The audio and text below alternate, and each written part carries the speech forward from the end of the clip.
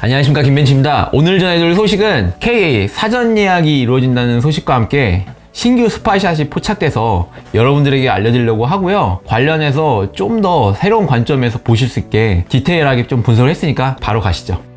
네, 사전 예약 소식부터 알려드리겠습니다. 23일 날부터 이루어지고요. 사전 예약은 하이브리드도 같이 이루어진다고 합니다. 실제 하이브리드 생산은 나중에 이루어지는데 출하도 나중에 이루어지고요. 그래도 사전 예약을 이번에 가솔린 모델, LPG 모델 포함해서 같이 한 번에 받는다는 얘기가 있기 때문에 혹시라도 구매를 고민이셨던 분들은 잘 선택하셔서 미리 준비하시면 좋을 것 같고요. 하이브리드 모델이 K8에서도 상당히 있을 것으로 보여지기에 올해 목표는 54,000대 정도 생산 계획이 잡혀 있다고 합니다. 그래서 사전 예약 이후에 출하는 4월 8일 정도 목요일부터 이루어질 거라고 하고요. 이거는 예정이니까 좀 참조만 하시면 좋을 것 같고요. 첫날 2만 대, 많게는 누적되면 35,000대까지 간다고 하니까 첫날 2시간이 제일 중요한 타이밍이니까 저도 이제 카니발 사전 예약을 한번 한 경험이 있는데 그 2시간이 넘어가면 거의 몇 개월 이상 막 정말 오래 걸리더라고요. 요즘은 사전 예약이 너무 인기가 많아서 계속 갱신되고 있어요. 신기록을. 그래서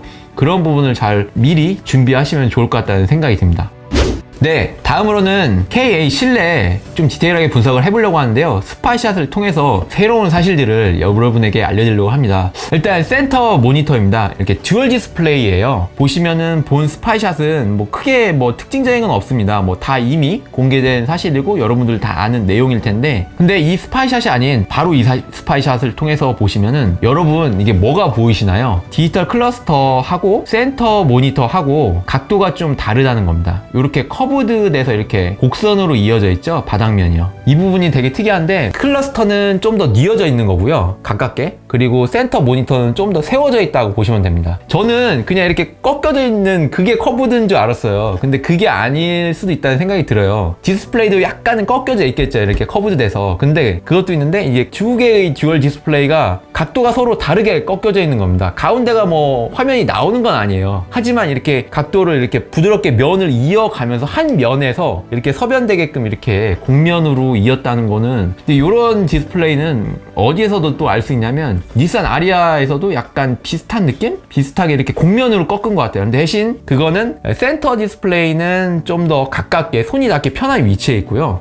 디지털 클러스터 계기판은 좀 더 멀리 있게 돼 있어요. 그래서 그걸 부드럽게 곡면으로 이었죠. 요즘 디스플레이 트렌드가 이렇게 통합형으로 이어지면서 그렇게 좀 넘어가는 것 같습니다. 그래서 이렇게 디스플레이는 점점 계속 업그레이드가 되고 있는 것 같고, 이거는 사용자 편의성을 위해서 좀 더 개선되고 있는 거 보니까 기술의 발전을 이루고 있는 것 같습니다. 네, 다음 디스플레이 사진 특이한데요. 뭐냐면 10.25인치 센터 모니터가 들어갑니다. 뭐냐면 사양을 이원한 거죠. 저가형 기본 트림에는 10.2인치를 넣어주고 고사양 패키지 옵션을 선택을 하게 되면 12.3인치를 넣게 되는 거죠. 이거는 기존하고 좀 다른 방식이에요. 기존의 K7 같은 경우는 12.3인치를 기본으로 탑재하게 돼 있는데 이번에는 차량 기본 가격을 좀 낮출 수 있다는 생각이 듭니다.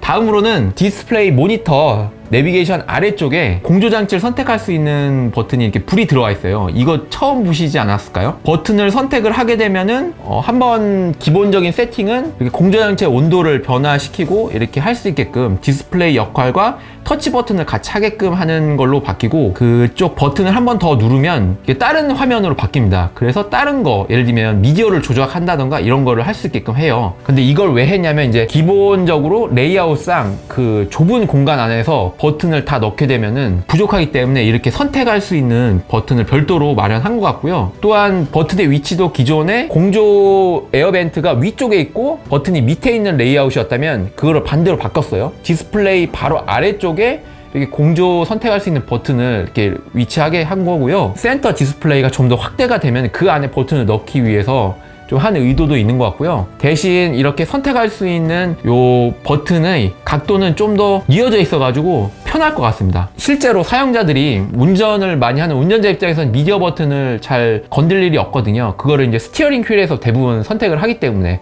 그런 사용자 입장에서 좀 배려를 한 것 같고, 실제로 미디어 버튼을 선택을 하는 경우는 조석에 앉은 분이 이렇게 탔을 때 사용 빈도를 고려해서 좁은 공간 안에 그냥 다 이렇게 일어나 해가지고 선택할 수 있게끔 한 거 아닌가라는 생각이 듭니다. 최대한 이렇게 버튼이 좀 적으니까 좀 더 실내 공간이 좀 더 깔끔해 보인다고 해야 되나요? 그런 좀 느낌이 있는 것 같아요. 그런데 이런 버튼이 없어지는 추세로 갈 것 같아요. 공조장치는 그대로 남겨두는데 미디어 선택은 아예 없어지는 추세로 가는 거죠. 해외 차종 보면은 이 차는 닛산 아리아라는 차인데요. 보면 공조장치만 있고 다른 거는 거의 없습니다. 아예. 그거는 미디어 선택은 직접 센터 디스플레이 터치해서 하라고 되어 있는 느낌이에요. 보시면 추세가 바뀌고 있는데 기아에서는 갑자기 없애면 안 되니까 과도기적으로 이거를 좀 선택할 수 있게끔 이렇게 한 게 아닌가라는 생각이 들고요. 보시면 센터 패시아 이런 우드 느낌의 그 면에 직접 이렇게 터치 타입으로 이렇게 할 수 있게끔 히든 라이팅으로 이렇게 불빛이 이렇게 나오거든요. 차가 시동이 꺼져 있을 때는 여기에 버튼이 있는지도 모르게끔 하는 이런 디자인 어떠신가요, 여러분? 저는 이제 괜찮다고 생각을 해요. 시동 버튼의 느낌도 뭔가 전자제품 같이 전기차라 그런가? 이런 느낌도 신선합니다. 스티어링 휠에 대해서 알려드리려고 하는데요. 스티어링 휠 위치가 이제는 바뀌게 되죠. 기존의 현대기아차에서는 좀 다른 방식인 거죠. 운전석 오른쪽 부분에 자율주행 관련 게 버튼이 이렇게 있었고 왼쪽에는 뭐 미디어 조작이라든지 여러 가지 조작할 수 있게끔 되어 있었는데 그게 반대로 바뀝니다. 오른쪽에 미디어를 조작할 수 있게끔 뭐 통화라든지 그런 게 되고요. 그 왼쪽에 자율주행 또는 즐겨찾기 홈 버튼 이런 버튼들이 위치하게 되는데 조금은 처음에는 적응하는 기간이 좀 필요할 것 같은데 오히려 뭐 벤츠도 많이 쓰고 있으니까 괜찮을 것 같다는 생각도 듭니다. 오히려 왼손으로 손을 잡고 이렇게 누르기에도 좀 편하고요. 그리고 가끔 뭐 통화도 하고 가끔 조절하는 건 오히려 오른쪽에다가 놓는 게 더 나은 것 같기도 하는 생각도 듭니다. 이렇게 오른손은 이렇게 뭔가를 이렇게 조정할 수 있게끔 센터 콘솔의 어떤 버튼들을 그렇게 좀 본 사진은 닛산 아리아 사진입니다. 좀 더 하이테크적인 느낌은 있어요. 이게 왜냐하면 약간 전기차라 그런가 터치 버튼도 넣어준 게 좀 신선하고요. 그리고 이런 다이얼 버튼하고 이런 토글 버튼을 적절하게 쓴 것 같아요. 기존의 카니발이나 소렌토 구형 차종에는 다이얼하고 토글을 두 개 같이 넣어주면서 좀 더 저는 편한 것 같았어요. 근데 그걸 없애고 이제 이번 신형 소렌토라든지 신형 카니발 K8 같은 경우는 다 토글 버튼으로 넣어줬는데 나름 다 이유가 있었겠죠. 그리고 또 하나 좀 특이한 건데 공식 공개된 사진에서는 나와 있지 않았어요. 홈커버 아래쪽에 약간 우드 느낌의 가니쉬가 들어가거든요. 이게 밝은 데서 보면은 조금 그렇더라고요. 근데 이 사진에서도 좀 그냥 이렇게 나왔는데 다른 스파이샷 보면은 너무 밝은 데서 보면은 조금 디자인적으로 좀 마이너스 되는 요소는 아닐까라는 느낌이 들어요. 실제 우드가 아니기 때문에.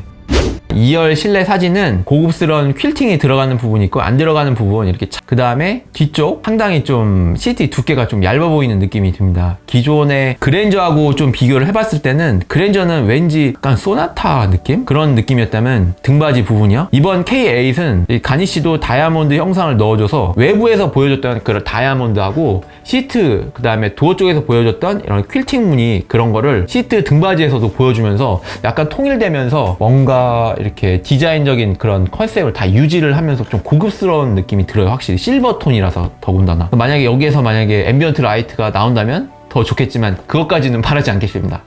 그리고 또 하나 이번에 개선된 점이 기존의 그랜저라든지 기존 K7에서는 다르게 센터 콘솔 쪽에 2열에서도 이렇게 조작할 수 있게끔 이렇게 터치 버튼이 들어갔을 것 같다는 생각이 드는데 이게 실제 터치 버튼을 작동을 하는지 아니면 디스플레이 역할만 하는지는 확인이 안 되는데 그래도 조작을 할 수 있으면 좋죠. 3전 공조 장치가 되는 건데 과연 넣어졌을까요?